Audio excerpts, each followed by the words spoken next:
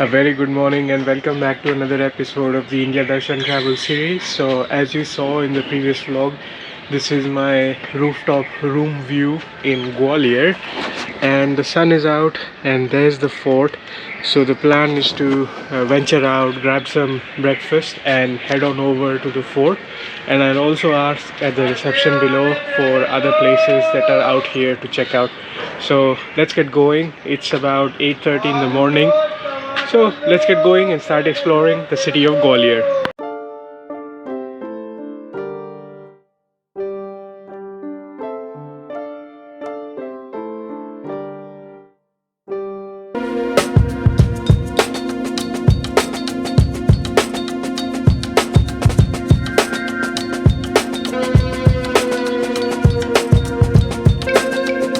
So last night I discovered something interesting. So this is the Tansin Nagar road and this is just a walking distance away from the accommodation, and there are a lot of these kind of street hawkers that line up all along here. So you have a variety of street food choices. So last night when I was exploring the town nearby, I discovered this and I grabbed some food from here, and I also see they have opened up for breakfast as well. So if you're in Madhya Pradesh, you're gonna get a lot of what we call as poha, which is flattened rice, and then you add some spices to it for breakfast. So there is a guy selling poha out there as well. And this is a common staple breakfast of Madhya Pradesh, and back in the day we used to joke around a lot. So if it's a weekend, the breakfast finishes up until 2 p.m. so the shops open very late. And it is a weekend today, so I don't know if these hawkers only line up on weekends or they line up here 24/7. But anyways, I'm gonna go to one of the shops to grab poha from there, and then we're gonna head to the fort.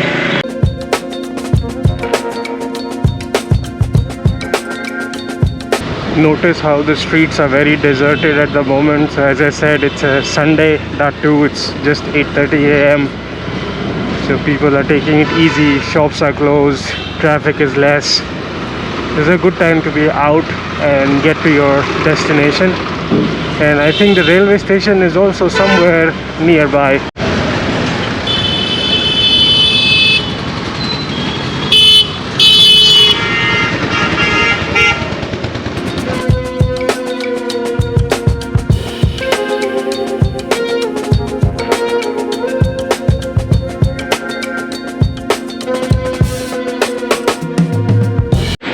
There seems to be a lot of construction work ongoing, so there's a lot of detours around. So randomly stumbled upon this garden. I think this is the Italian garden. We are about 3 minutes away from the poha shop where I was headed, so let's continue the ride. So this garden seems nice. A lot of people are doing yoga, they're doing morning walk because the weather is nice too. There's some outdoor gyms, so some young people are playing sports and doing some gym as well. Pretty cool garden. Found the shop. It's a small street cart right behind me. It's called Panwadi Poha Center and it's right at this Indarganj Chowk. So let's see if this poha is worth the hype. I've read a lot of reviews and it's the first street cart that I found on Google Maps listed. So I was a bit curious to see how it actually tastes like in reality. Let's check it out.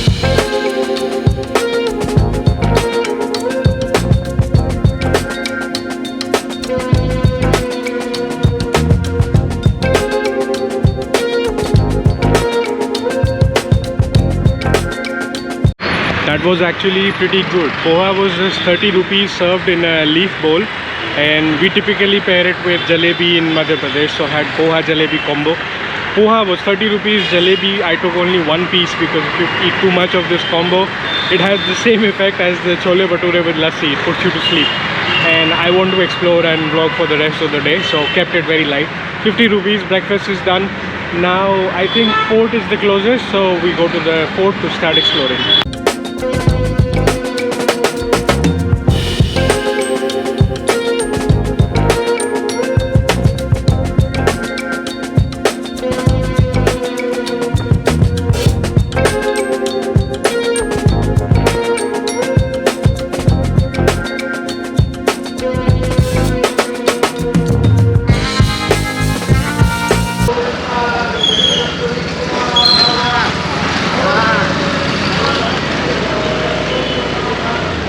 किले किले इधर से जाना है आप? हाँ, road पर जाना है ऊपर। हाँ, यहाँ से लेफ्ट में आना सीधा और बाइक है। अच्छा, गाड़ी आपकी फोर्ट के ऊपर पहुंचेगी। अच्छा अच्छा, ये क्या चीज़ है? यहाँ से गुजरी महल है, राजा मान सिंह तोमर की 9 का महल गुजरी महल। अच्छा, वो 9th जो अलग रहती थी। खुलेगा। हाँ हाँ, 10:30 बजे 10 बजे खुलेगा। अच्छा ठीक है ठीक। पहले आप फोर्ट घूमे आइए। ठीक ठीक ठीक। लेफ्ट में है ना सीधा, और वाई गेट। ठीक है।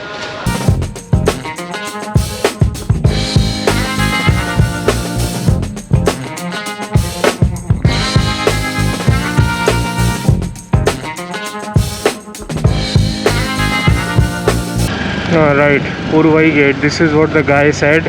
Go to the Urvai gate and always keep turning left. Alright. That's the fort, and I think because we have our own private vehicle, we get all the way to the main entrance. Let's see. Man Singh Mahal.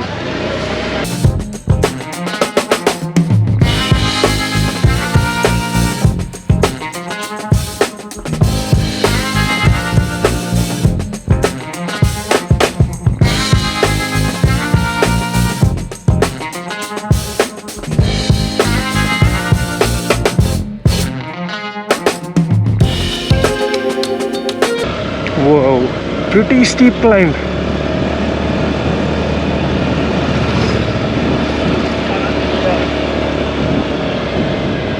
Huh. Natural cave formations, and suddenly the temperatures here have dropped a lot. But I guess if you don't have your own vehicle, you'll probably be trekking all the way up there, probably something like 20-30 minutes of a trek.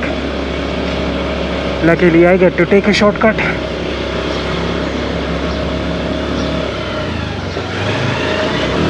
This is literally 70-degree climb or something like that. It's like very steep.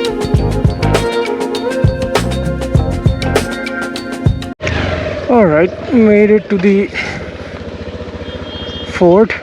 This is a nice parking out here, pretty big for 4-wheelers and for 2-wheelers as well. Let's park up and let's go explore the inside. Think we'll spend about an hour or so taking in the views of the city as well from up top. There seems to be a lot of places to cover around here, but for now I'm gonna just explore everything that's within the temple premises. So finally made it to the Gwalior Fort, and I think this is the setup for the light and sound show that happens in the evening hours. I saw it from the rooftop of the hotel, and there seems to be a viewpoint over there. We're gonna go check out the city views, and then we're gonna go inside and explore the rest of the fort. One thing I was noticing was the colored tiles, the blue and the yellowish tiles that make it very colorful. It seems like the original color from back in the day, but it's the first time I'm seeing a colorful fort like this, so probably when it was made brand new would have looked really aesthetic. But let's go check out the view of the city from there.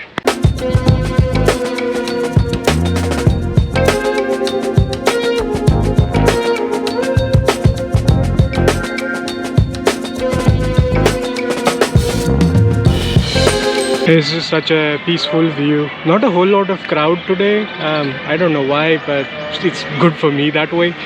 But the bird's eye view of the city is really nice.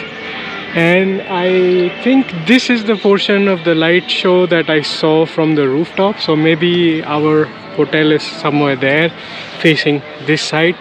And the sun also sets over this, so the sunset view that I showed you, I think it was this part of the fort.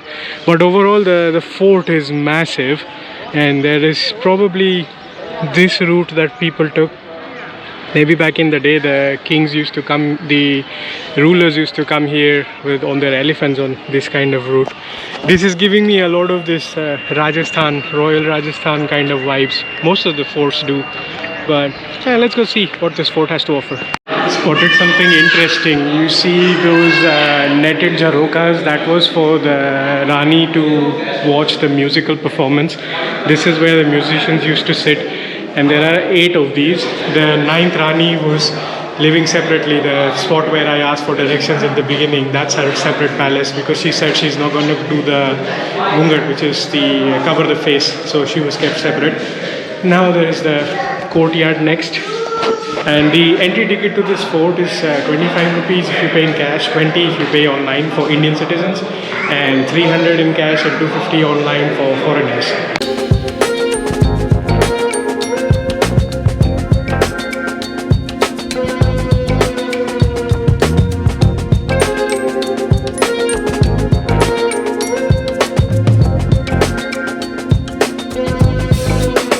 One thing I noticed in this part of the fort is that these gates are very short heighted. See, I'm 6 feet tall. This is more or less like 5 feet or so. So you have to dunk and then come out. And I think here there would be 2 armed guards. So when you dunk, they'll chop off your head when you are coming up. All of them are like this. And we are now kind of going down.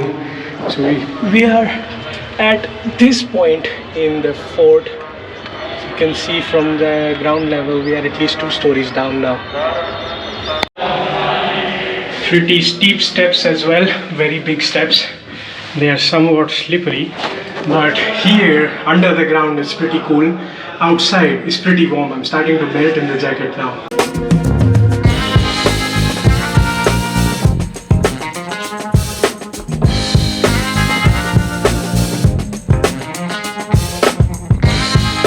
So came to the different part of the fort. That's one side, this is another side. They both have different tickets, and this one has a viewpoint, so gonna check that out first.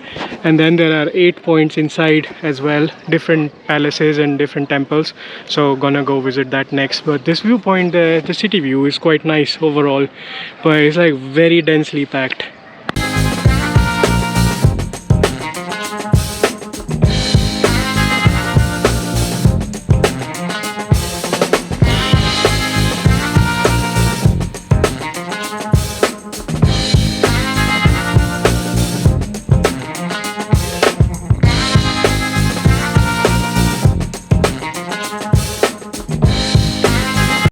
The board is here. This was the current Mahal with a nice view of the city.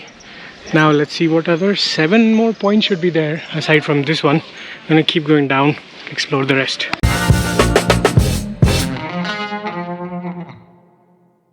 So couple of sites are actually closed for renovation. That is the armory, that is closed for renovation.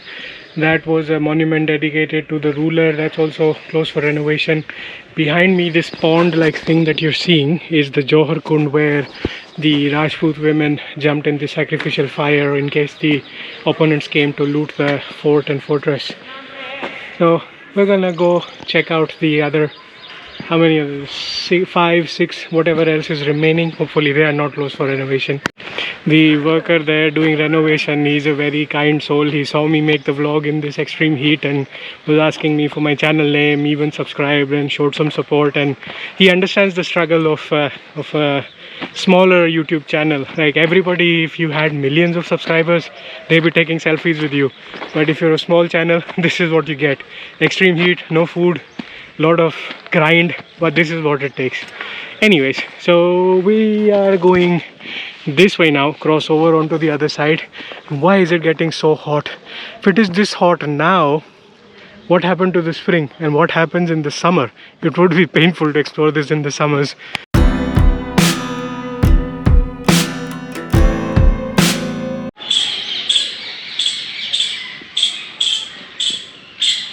So I'm back to the junction where I saw these colored walls, and I just found this board. This translates to, this is the oldest zero from the region that has been written on a stone and scripted there. So we're gonna go check that out. What does the oldest zero in the script looks like?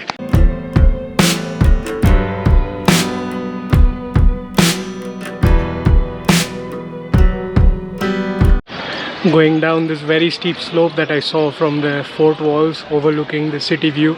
I guess after we are done checking out the temple, we have to climb all the way back up to go to the parking. So cardio sorted for the day, but let's enjoy anyways. Came down pretty far. That was the first viewpoint where I saw, and we are here. Might not look like much on a GoPro perspective, but it's pretty far down. And then we climb all the way back up to go back to the parking.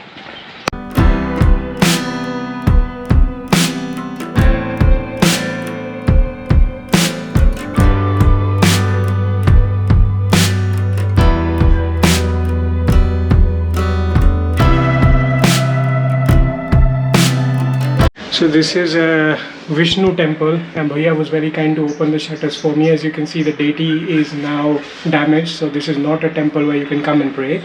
But the stone on the corner where he was pointing to, there's a very small zero written there. That's the very first zero from the Hindu mythology. And I think this is not the first of the region, but maybe the first in the world, because we gave the zero to the world. Anyways, if you know more about this, let me know. But this is under the ASI now, the Archaeological Survey of India, and as I said, you cannot repair a damaged deity, so it's just gonna be there like this. So I was right. After Aryabhatta discovered the zero, this was the first written inscription on a script that appeared anywhere. And they said you can continue going downhill further, you will end up at the Gujri Mahal, and from there to the city. But since the parking is here, it's best to go up, grab the vehicle, and along the way there was a detour to go to the Gurdwara. So I'm thinking to go there, do the darshan, have some prasad, and then go down, because it's anyways on the route. So better not to go all the way down and all the way back up. So let's do a little bit of cardio, and I'll see you at the Gurdwara.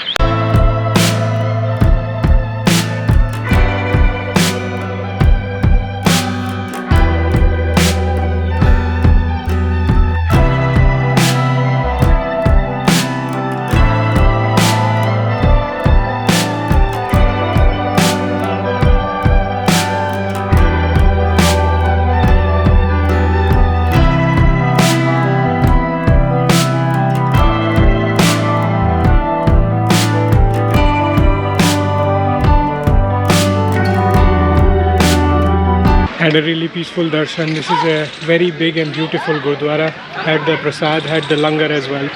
So I'm all sorted now. There are a couple of these small shops like this around the Gurdwara. I'm just gonna take a peek if I find anything interesting, although it's mostly walking sticks and swords and shoes and scarves and stuff. But anyways, just gonna hang around for a little bit, and then we'll start heading towards the palace.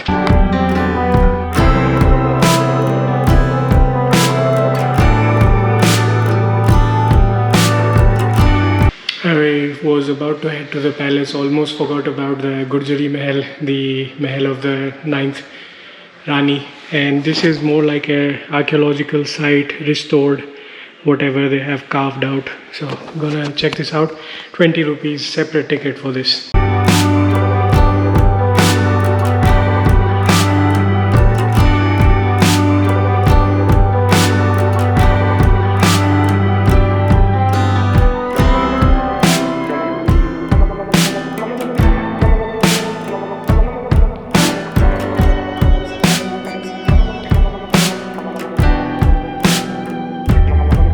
Alright, spent some time at Gujri Mahal as well. Was a little bit underwhelming, to be honest. It's not like a palace as the name sounds. It's more like a museum with 28 exhibits. And this was the slope that you'll end up with if you continue walking down where we went to the temple. And then the next stop would be Gujri Mahal, and from here you get to the city. So now next stop would be the palace of the Scindia dynasty. Let's see, I think it's a residential palace, but we'll learn more when we get there.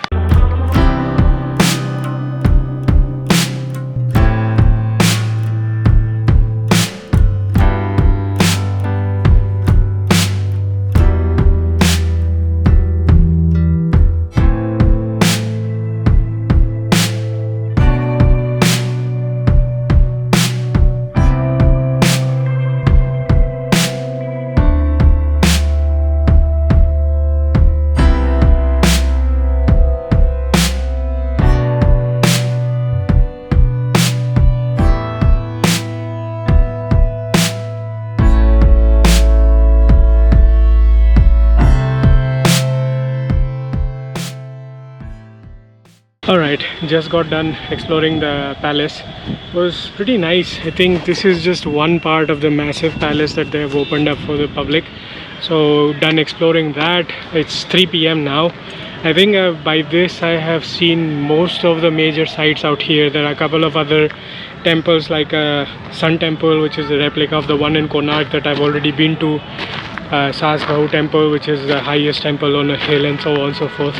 But other than that, all the major sites have already been covered. So I'm gonna go back to the room, charge up the batteries, edit the vlog, rest up a little bit, and then in the evening, if I find something interesting, I'll venture out again to explore and start a fresh vlog for that. Gonna end this vlog right here. This is the Rustic Wanderer signing off. See you again in another episode of the India Darshan travel series.